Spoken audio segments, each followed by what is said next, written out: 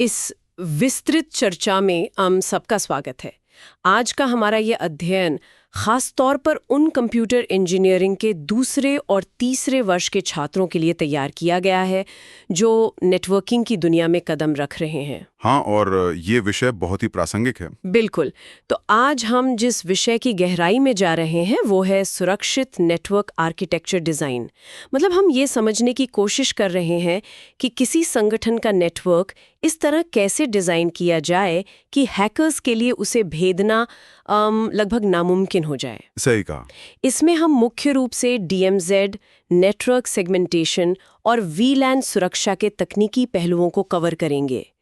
इस अध्ययन का मिशन ही यही है कि इन जटिल लगने वाले कंसेप्ट्स को बहुत ही सरल, रोचक और अकादमिक रूप से सटीक ढंग से समझा जाए। और इसे पूरी तरह से तकनीकी मानकों पर आधारित रखने के लिए आज हम हवा में बातें नहीं करेंगे। हमने कई महत्वपूर्ण स्रोतों का विश्लेषण किया है। जैसे Cisco network security design guide, NIST cyber security framework, IETF के नेटवर्किंग मानक, IEEE 802.1Q VLAN स्टैंडर्ड्स और OWASP की नेटवर्क सुरक्षा सिफारिशें। ये तो काफी ठोस स्रोत है। बिल्कुल।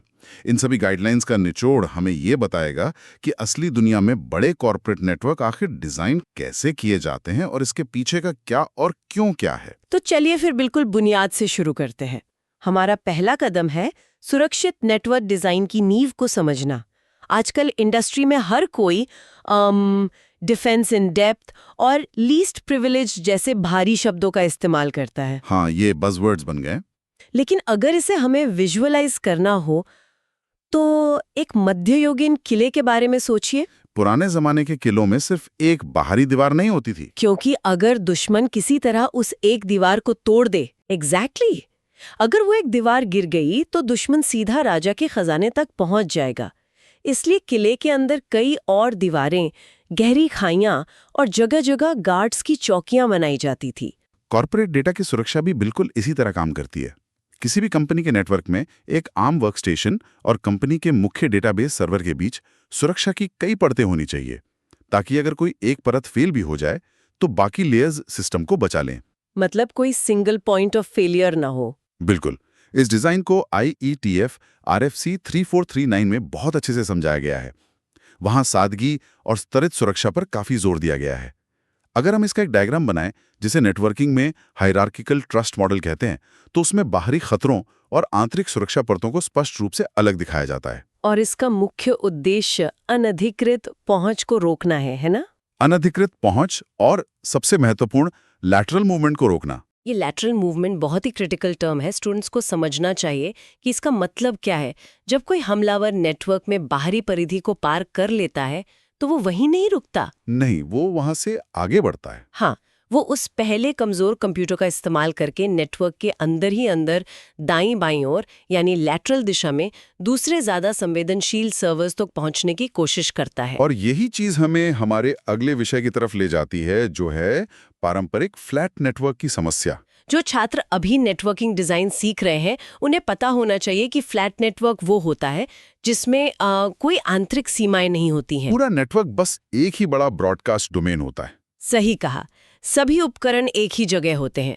अगर हमलावर एक बार अंदर आ गया तो उसे पूरे नेटवर्क में एक फ्री फ्लोइंग हाईवे मिल जाता है। अगर इसे मैं एक सरल उपमा से समझाऊं तो ये एक ऐसे बड़े ओपन प्लान ऑफिस की तरह है जहां किसी भी कैबिन में कोई ताला या दरवाजा नहीं है। हाँ, एकदम खुला मैदान। अगर कोई चोर किसी तरह मुख्य दरवाजे से अंदर आ गया तो फिर उसे कोई नहीं रोक सकता। वो आसानी से CEO के डेस्क तक जा सकता है या किसी भी दराज को खोल सकता है। नेटवर्किंग की दुनिया में इसका सबसे बड़ा खतरा होता है ब्लास्ट रेडियस।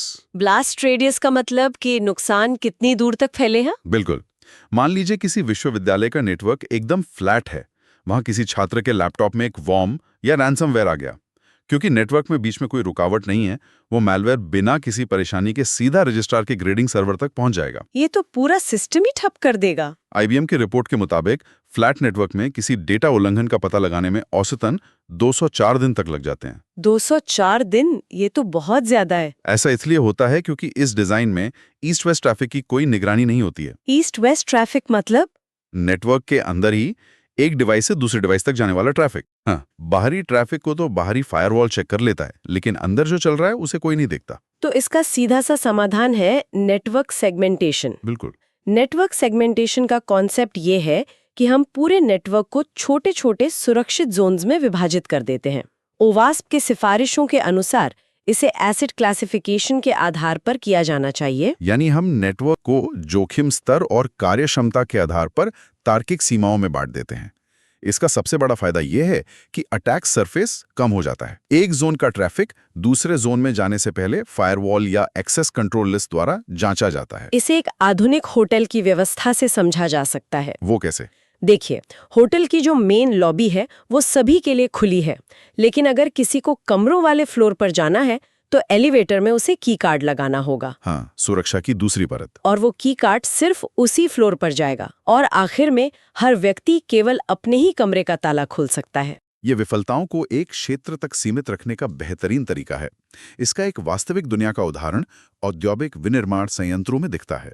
जैसे फैक्ट्रीज में? हाँ, वहाँ आईटी नेटवर्क जिस पर ईमेल्स वगैरह चलते हैं, उसे ओटी नेटवर्क जिस पर रोबोटिक असेंबली लाइन काम करती है, उससे पूरी तरह अलग रखा जाता है, ताकि अगर आईटी नेटवर्क में कोई मैलवेयर आ भी जाए तो मशीनें बंद ना हों।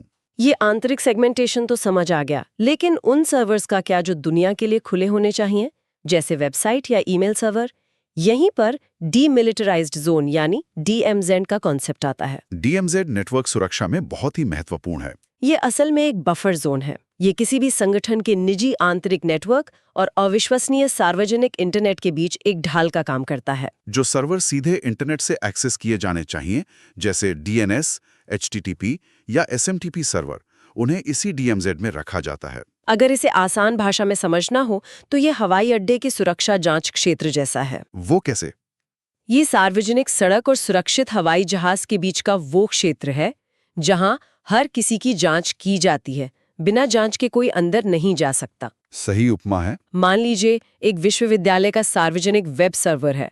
बाहरी छात्र इसे इंटरनेट से एक्सेस करते हैं, इसलिए इसे DMZ में रखा जाता है। और इसका फायदा यह है कि अगर वो वेब सर्वर हैक हो भी जाए तो भी हमलावर सीधा विश्वविद्यालय के आंतरिक पेरोल सिस्टम तक नहीं पहुंच सकता, क्योंकि DMZ से आंतरिक नेटवर्क में जाने का रास्ता बंद होता है। ये नेटवर्क टोल लेने की प्रक्रिया को रोकता है। तो अब सवाल ये आता है कि इस DMZ आर्किटेक्चर को डिजाइन कैसे किया जाता है? फायरवॉल की प्लेसमेंट कैसे होती है? मुख्य रूप से इसके दो डिजाइन होते हैं। एक है ट्रिपल होम्ड फायरवॉल डिजाइन और दूसरा है स्क्रीन्ड सबनेट डिजाइन, जिसे सैंडविच मॉडल भी कहते हैं। ट्रिपल होम डिजाइन में तो एक ही फायरवॉल के 3 इंटरफेस होते हैं ना, इंटरनेट, DMZ और LAN के लिए। हाँ, ये थोड़ा सस्ता है, लेकिन इसमें सिंगल पॉइंट ऑफ फेलियर का जोखिम होता है। इसे बैंक की सुरक्षा से जोड़कर देखते हैं। ट्रिपल होम डिजाइन एक ऐसे गार्ड की तरह है जो अकेला 3 दरवाजों पर नजर रख रहा है, जो कि सुरक्षित नहीं है। बिल्कुल। इसलिए स्क्रीन सबनेट ज्यादा बेहतर है। ये 2 अलग-अलग गेट्स की तरह है। पहले बाहरी गेट को पार करो, फिर DMZ में आओ और अंदर जाने के लिए दूसरे गेट पर दूसरा गार्ड कड़ी पूछताछ करेगा। स्क्रीन्ड सबनेट में DMZ 2 अलग-अलग फायरवॉल के बीच सैंडविच की तरह होता है, और यहाँ फायरवॉल नियम बहुत सख्त होते हैं। नियमों से आपका क्या मतलब है? जैसे ई-कॉमर्स वेब सर्वर इंटरनेट से सिर्फ पोर्ट 443 पर ट्रैफिक स्वीकार करेगा, और अगर उसे आंतरिक डेटाबेस से बात करनी है तो वो सिर्फ एक विशिष्ट पोर्ट के माध्यम से ही कर सकता है। इसे पिन होल नियम कहते हैं। तो ये तो हो गया कि फायरवॉल नेटवर्क को कैसे बांटता है, लेकिन नेटवर्क के अंदर स्विच के स्तर पर तार्किक अलगाव कैसे होता है? यहाँ वर्चुअल लैन यानी VLAN की अवधारणा आती है। VLAN नेटवर्क डिजाइन का एक बहुत ही मजबूत हिस्सा है। IEEE 802.1Q मानक इसका आधार है। ये करता क्या है असल में? यह एक ही भौतिक स्विच को लॉजिकल रूप से कई अलग-अलग नेटवर्क्स में विभाजित कर देता है। IEEE 802.1Q मानक ईथरनेट फ्रेम में एक 4 बाइट का टैग डालता है। यह टैग 12 बिट VLAN आइडेंटिफायर को वहन करता है, जिससे एक स्विच को 4000 से ज्यादा नेटवर्क्स में बांटा जा सकता है। बिल्कुल। ट्रंक पोर्ट पर ट्रैफिक को इसी VLAN टैग के साथ भेजा जाता है, ताकि गंतव्य स्विच उसे सही VLAN में भेज सके, जबकि एक्सेस पोर्ट पर ट्रैफिक अनटैग्ड होता है। इस वीलैन टैगिंग के तंत्र को एक बड़ी अपार्टमेंट बिल्डिंग के मेल बॉक्स सिस्टम की तरह सोच सकते हैं। वो कैसे काम करेगा? देखिए, सभी चिट्ठियां एक ही मुख्य दरवाजे से आती हैं, जिसे हम ट्रंक पोर्ट मान सकते हैं। लेकिन हर लिफाफे पर लिखे अपार्टमेंट नंबर यानी वीलैन टैग के कारण हर चिट्ठी बिल्कुल सही निवासी के डब्बे में ही जाती है। बहुत सटीक उपमा है। एक ही भौतिक स्विच से जुड़े होने के बावजूद एचआर विभाग का कंप्यूटर, जो मान लीजिए वीलैन 10 पर है, वो गेस्ट वाईफाई के ट्रैफिक को नहीं देख सकता जो वीलैन 20 पर है। लेकिन कोई भी तकनीक पूरी तरह से सुरक्षित तो नहीं होती, तो वीलैन सुरक्षा में क्या कमियां हैं? Cisco network security design guide में वीलैन पर होने वाले हमलों का बहुत अच्छा विश्लेषण है। वीलैन आइसोलेशन की कमियों का फायदा उठाकर हैकर्स वीलैन हॉपिंग हमले करते हैं। वीलैन हॉपिंग मतलब एक वीलैन से दूसरे में कूद जाना? हाँ, हमलावर लेयर 2 प्रतिबंधों को दरकिनार कर देता है। इसमें एक तरीका है स्विच स्पूफिंग, जहां हमलावर डायनेमिक ट्रंकिंग प्रोटोकॉल का उपयोग करके स्विच को धोखा देता है कि वो भी एक ट्रंक है। और एक दूसरा बहुत ही दिलचस्प तरीका है डबल टैगिंग। हाँ, वो भी काफी आम है। डबल टैगिंग बिल्कुल वैसा ही है जैसे एक प्रतिबंधित कार्यालय में पत्र भेजने के लिए उसे 2 लिफाफों में डालना। सही कहा। पहला डाकघर बाहरी लिफाफा खोलकर उसे आगे बढ़ा देता है और अंतिम डिलीवरी वाला व्यक्ति अंदर के लिफाफे का पता देखकर उसे उस प्रतिबंधित कमरे में पहुंचा देता है। नेटवर्किंग में हमलावर ईथरनेट फ्रेम में 2.802.1q टैग लगाता है। पहला स्विच, बाहरी टैग, जो अक्सर नेटिव वीलैन का होता है, उसे हटा देता है। और दूसरा स्विच भीतरी टैग को पढ़कर पैकेट को अनधिकृत वीलैन में भेज देता है। बिल्कुल। इसलिए ये सिफारिश की जाती है कि डिफ़ॉल्ट नेटिव वीलैन, जो आमतौर पर वीलैन 1 होता है, उसका उपयोग कभी न करें। तो ये पारंपरिक तरीके तो हो गए, लेकिन आधुनिक नेटवर्क्स, खासकर क्लाउड और डेटा सेंटर वातावरण में क्या हो रहा है? वहां तो माइक्रो सेगमेंटेशन का उदय हो रहा है। माइक्रो सेगमेंटेशन पारंपरिक माइक्रो सेगमेंटेशन से एक कदम आगे है। पारंपरिक सेगमेंटेशन बड़े ब्रॉडकास्ट डोमेन को अलग करता है, जैसे वीलैन। हाँ, लेकिन माइक्रो सेगमेंटेशन सॉफ्टवेयर डिफाइंड सुरक्षा का उपयोग करके व्यक्तिगत वर्कलोड, जैसे वर्चुअल मशीन या कंटेनर के चारों ओर एक सुरक्षा घेरा बनाता है। सेगमेंटेशन बिल्डिंग के अंदर मौजूद हर एक कमरे, हर दराज और हर फाइल पर डिजिटल ताला लगाना है, जो केवल सही पहचान और संदर्भ से ही खुलता है। ये क्लाउड में बहुत महत्वपूर्ण है क्योंकि वहां आईपी एड्रेस लगातार बदलते रहते हैं। ये नीतियां सीधे लेयर 7 पर लागू करता है, जैसे AWS या Azure क्लाउड में सुरक्षा समूहों का उपयोग, जहां एक ही सबनेट में मौजूद 2 वर्चुअल मशीनें भी एक दूसरे से तब तक बात नहीं कर सकती जब तक विशेष अनुमति न हो। बिल्कुल। अब अगर हम इन सभी चीजों यानी फायरवॉल, DMZ, VLAN और माइक्रो सेगमेंटेशन को मिला दें तो एक सुरक्षित नेटवर्क डिजाइन कैसा दिखेगा? एक एंटरप्राइज आर्किटेक्चर का समग्र दृष्टिकोण। हाँ, इंटरनेट का ट्रैफिक सबसे पहले बाहरी फायरवॉल से टकराता है। सार्वजनिक सेवाएं DMZ में जाती हैं। फिर एक आंतरिक फायरवॉल कॉर्पोरेट नेटवर्क की रक्षा करता है। और उस आंतरिक नेटवर्क के अंदर ट्रैफिक को अलग-अलग VLANs में विभाजित किया जाता है। और जो सबसे संवेदनशील सुरक्षित जोन होते हैं, वहां माइक्रो सेगमेंटेशन लागू किया जाता है। ये बिल्कुल एक अच्छी तरह से डिजाइन किए गए शहर की तरह है। शहर की उपमा यहाँ कैसे फिट होगी? बाहरी शहर यानी इंटरनेट से लोग एक स्वागत केंद्र में आते हैं, जो हमारा DMZ है। वहां से शहर के निवासियों के क्षेत्र में जाने के लिए चेक पोस्ट होते हैं, जो आंतरिक फायरवॉल हैं। और अंदर विलेन बने। और आखिर में शहर का खजाना एक ऐसे वॉल्ट में होता है जहां केवल चुनिंदा लोग ही जा सकते हैं। एकदम सटीक उदाहरण है। एक विश्वविद्यालय का कैंपस नेटवर्क ऐसे ही काम करता है। लेकिन इस डिजाइन को सुरक्षित बनाए रखने के लिए कुछ सर्वोत्तम अभ्यास यानी बेस्ट प्रैक्टिसेस भी तो होंगे। सबसे पहला नियम है डिफॉल्ट डिनाई फायरवॉल नियम। डिफॉल्ट डिनाई मतलब जिस ट्रैफिक को स्पष्ट रूप से अनुमति नहीं दी गई है उसे ब्लॉक कर दिया जाए। इसके अलावा स्विच पोर्ट्स पर DDP को अक्षम किया जाना चाहिए ताकि स्विच स्पूफिंग ना हो सके। हाँ, और लगातार निगरानी और लॉगिंग भी आवश्यक है। पैकेट निरीक्षण के लिए इंट्रूजन डिटेक्शन सिस्टम्स यानी IDS या IPS तैनात किए जाने चाहिए। ये तो एक VIP इवेंट जैसा हो गया। वो कैसे? नियम है कि यदि आपका नाम गेस्ट लिस्ट में नहीं है तो आप अंदर नहीं आ सकते। ये डिफॉल्ट डिनाई हो गया।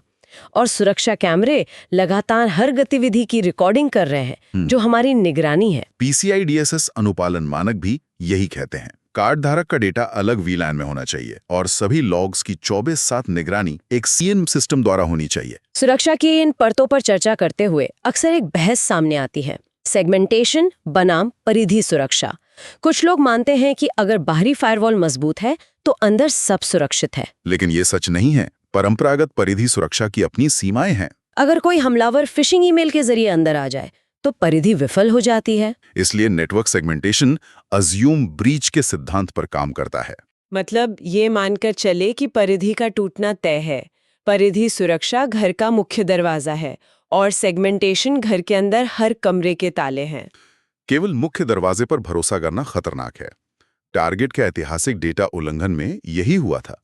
हमलावर एक HVAC वेंडर के क्रेडेंशियल्स का उपयोग करके परिधि को पार कर गए।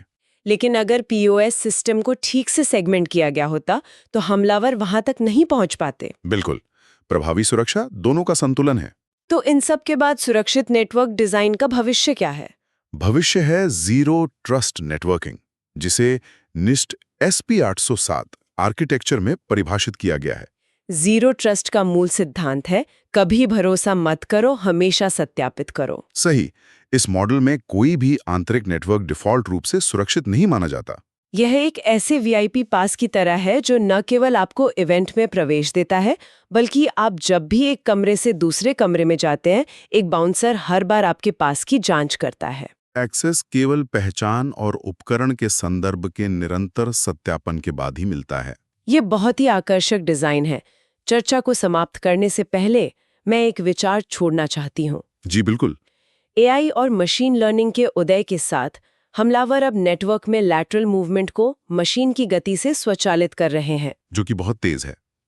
तो सोचने वाली बात यह है कि क्या हमारे स्थिर नेटवर्क सेगमेंटेशन नियम और VLAN नीतियां इस AI संचालित गति का सामना कर पाएंगी? ये एक बहुत बड़ा सवाल है। या फिर हमें अपनी रक्षा प्रणालियों में भी AI को एकीकृत करके स्व बदलते नेटवर्क सेगमेंटेशन का निर्माण करना होगा? यह एक ऐसा प्रश्न है जो नेटवर्क सुरक्षा के अगले युग को परिभाषित करेगा। मुझे यकीन है कि इस पर बहुत जल्द नए शोध सामने आएंगे। इसी विचार के साथ इस ज्ञानवर्धक अध्ययन में शामिल होने के लिए धन्यवाद। हमारी यह विस्तृत चर्चा यहीं समाप्त होती है।